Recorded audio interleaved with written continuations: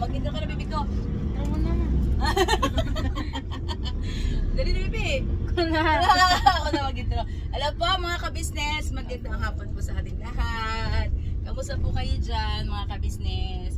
Siyempre, ang ating may hawak ng camera ay tabingin na anak ko, si Ate Buda. Hello po mga ka-business. Good afternoon po.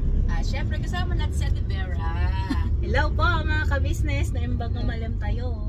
At syempre may kasama kami doon sa likod. Ito po. Yan, ang baby namin ay si Gio. At syempre kasama din po si Kuya Bornok, ang ating piloto. Yan. Hello po mga ka-business. Yan. Pangako po. Yung bistisong ano, Ilaw. bistisong kulot. Yan po mga ka-business, ang vlog natin today ay titignan po natin kung may pumasok ng sweldo si Mrs. Ka-business. Yan o. Yan. Pero kasi kahapon wala. Tapos, itatry po namin na mapagupitan namin si Gio. Kung bukas pa, no, the birds. Kasi ano, mahaba na yung kanyang hair. Tawag dito, sabi ni Boss Dave ay ipag-groom na lang. Yan o. Kasi sabi ko si Ate Vera na lang, ikaso wala na kayong kanyang razor. So, try po namin kung bukas pa nga ang tawag doon, parlor. Ano po? Yung clinic, no? Nag-ano ba sila? Nag-groom? Okay. Kaya po mga ka-business, antabay lang tayo sa ating magaganap na vlog ngayon. Naku po, Diyos me, Marimar. Papagupitan yung apo ni ate. At syempre, pagka meron ng laman yung ating ATM ay bibili tayo ng ulam. Yun ay ulam natin. Ano gusto mong ulam na? Kahit ano? Kahit ano daw. Sakot sa ano neto nga. Okay na nga. Okay na ba, Pico? Nangangalay ng aming bunso. Oh, yan. Masakit na sa sa braso. Yan ang anak ang vlogger. Kailangan ay tiis-tiis lang, 'di ba, no? Yan. Let's go na, Kuya Bornok. Mag-ingat ka sa pagdadrive mo, Bornok. Opo. At si Boss Dave ay nasa school. Kami naman po ay mga sa bahay lang ay si Papa Ka-business, si Papa Diens, sino pa? Si Medyo po. Si Medyo ay pumunta rin. Si Estong ay nagpapagaling na din kasi may trangkaso nung nakaraan. Si Bong po ay simula nung Sunday ay wala pa hanggang ngayon. Baka may naghahanap po kay Kuya Bong. Si Bong po ay umalis nung Sunday ng morning. Hanggang ngayon hindi pa po siya umuwi. Baka ay nasasarapan pa sa kanyang pangangalakal. Pag hindi po yun umuwi ay doon po siya natutulog sa bahay niya. Yun naman po yung sinasabi niya sa amin. Na doon siya natutulog sa kanyang bahay. Kaya wag po kayo mag-alala dahil hindi niya kakita si Kuya Bong. Siya po ay nasa mabuting kalagayan naman po mga ka-business. Uuwi din po yun kapag gusto niyo lang umuwi. Ngayon ay diretso na tayo sa 7-Eleven. Walang dumating na EMS. Wala po kanina te. Wala. Yun nga po, ang kahapon pong dumating ay si Ate Nika at si Kenzo. Ay, Nick, thank you pala dun sa padala mo na gift kay Budang. Ano yung... Ano po, ensaymada at saka cake pops ng Yun. Lemon Square. Kaso na... Hindi ko alam. Hindi ko alam na bumalik sila Nika. Na bumili pala nung na yun, yung ensaymada na ilang piraso na? Parang 6 po ata. 6 na piraso yung pack na siya na diba? Na galing ng Lemon Square, doon sila bumili. Tapos, di nakita ko siya sa ref, sabi ni Marilima, nagbigay si Ate Nika at si Kenzo ng gift sa akin. Pa-graduation gift daw. Tinignan ko, yun nga sa ref yung ensaymada at saka yung pop na Cake pops. anak, lagi buksan pa no? Tapos, di yun nga nung bandang anong oras yun? 1 o'clock ng madaling araw ba yun? Gising pa si Papa eh. May inakad siyang tinapay. Sabi niya, Ma, oh.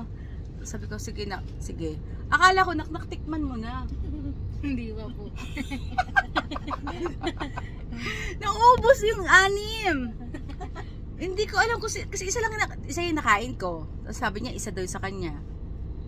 Baka may kumain iba. Si Papa din po ata isa din. Ayun. At saka si Dave siguro. Pero yung binigyan, hindi nakatikim. Kaya mo na, bibili na lang kita. Okay lang po. Ikaw din? Nakatikim din pala siya. Yung parang biskuit na, no? Hindi. Hindi ba yun? Ay, ba Isa yun? yung may cheese na tinapay. Natikman mo? Cookies. Ayun nga, natikman pala niya yung sa Imada. Nako. Ay, 6 lang yun, di ba? Nick, sorry Nick, di ko alam eh. Sana pala di ko kinain yung isa doon.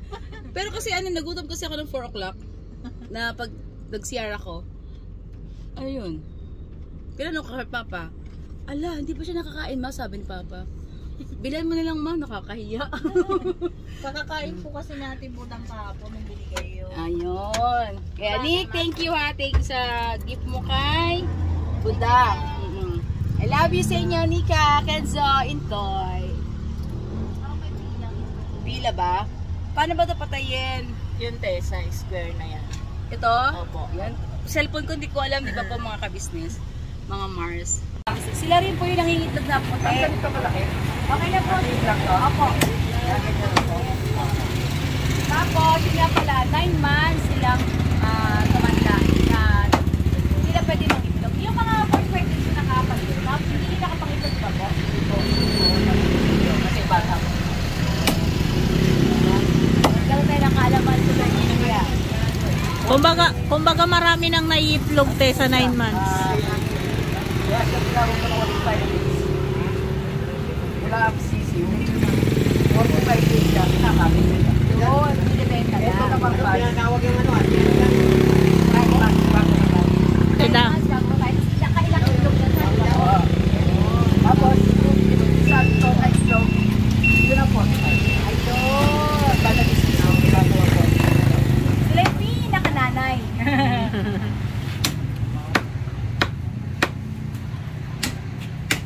Gani 1,166. 8 kilos na yun, di ba te? 8.3. Ganun siya kalaki. Apat na bigla ko siya.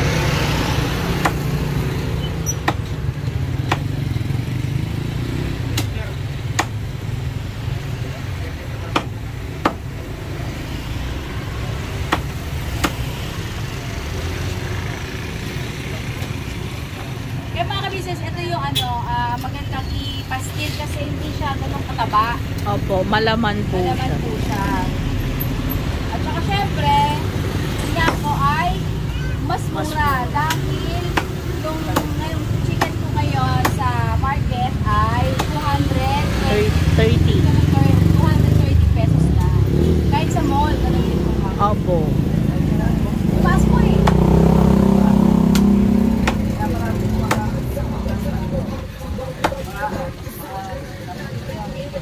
Ang ano lang talaga ay palalamunin na ayun siya. Eh may pressure cooker naman tayo. Kaya pwede na. Ito, kahit wala kay pressure cooker. Awang tubigan? Bakit po? Nagtutubig siyang kusa te. Mamantika siya. Talaga po? Oo, i-try ko kung mamaya may tinignan.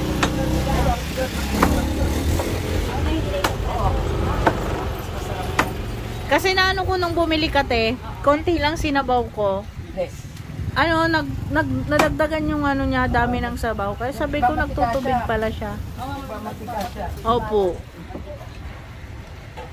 Tutubig na medyo mamantika. Pero, masarap din. Kasi parang parang native. Opo. Parang native na.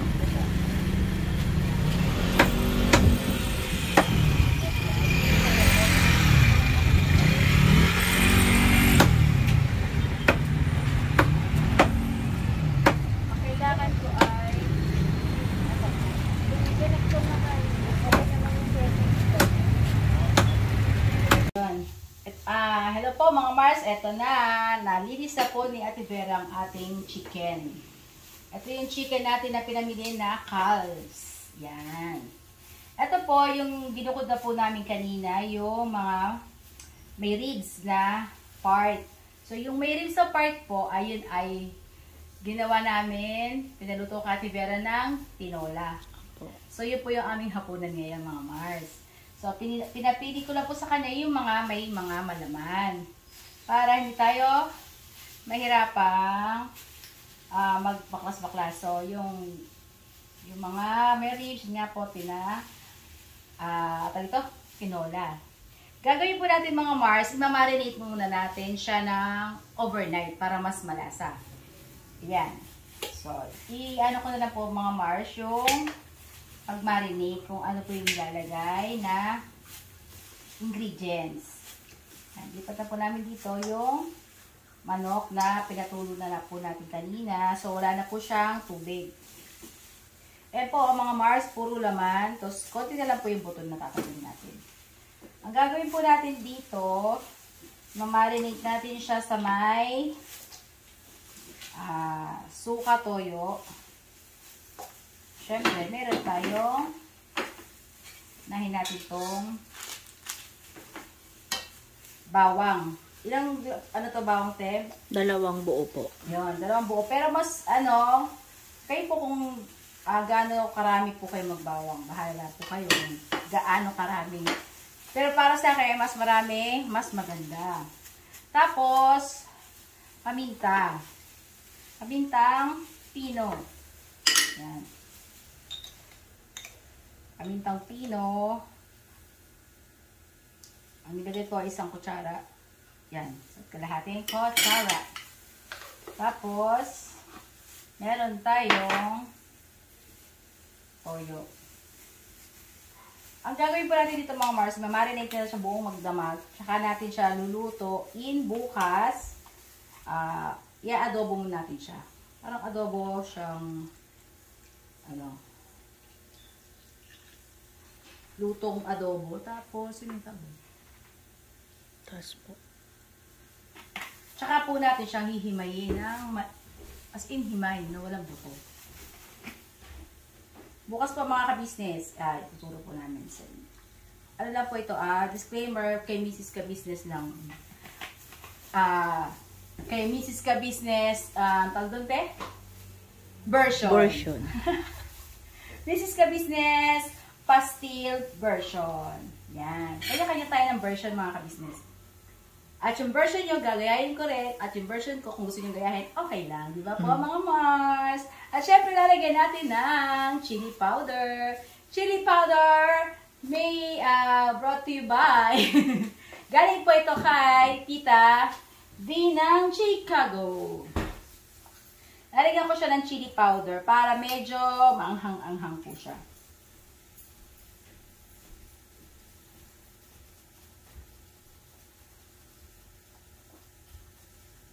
Yan. Konti lang muna nilagay natin. Tapos matitikman naman natin yan kung umanghang siya o hindi. Tapos magdadagdag na lang tayo mga Mars. Siyempre, lalagyan natin ng Ajinomoto, 1 pack lang po. Marami naman po ito mga ka-business kaya 1 pack pwede na. Tapos, lalagyan din natin ng magic sarap. Bali, ang kulang po nito ay laurel. Wala pa tayong laurel ngayon nabili. Ito, girls. Meron ba? Opo. Yan, mga Mars. Meron na pala tayong laurel.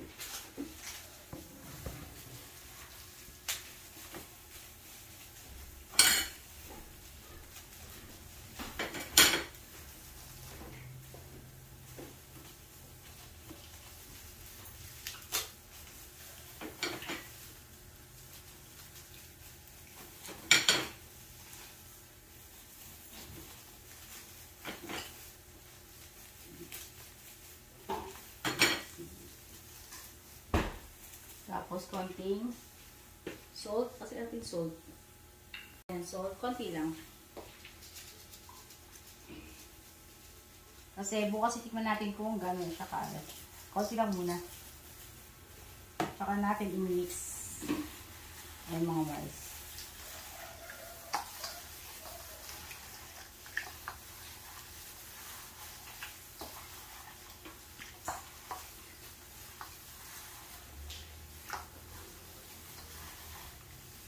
maganda po kasi mas malasa kung magdamag natin siyang ibababa at imamarin.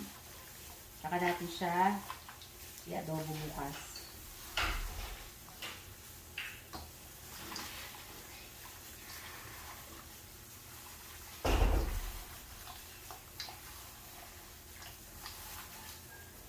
Ayan.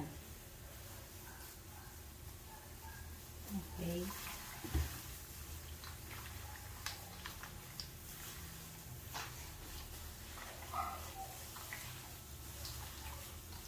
Pag binaba na natin to, lagyan natin sa ref na nakatakip. Para yung amoy niya hindi siya sisingaw.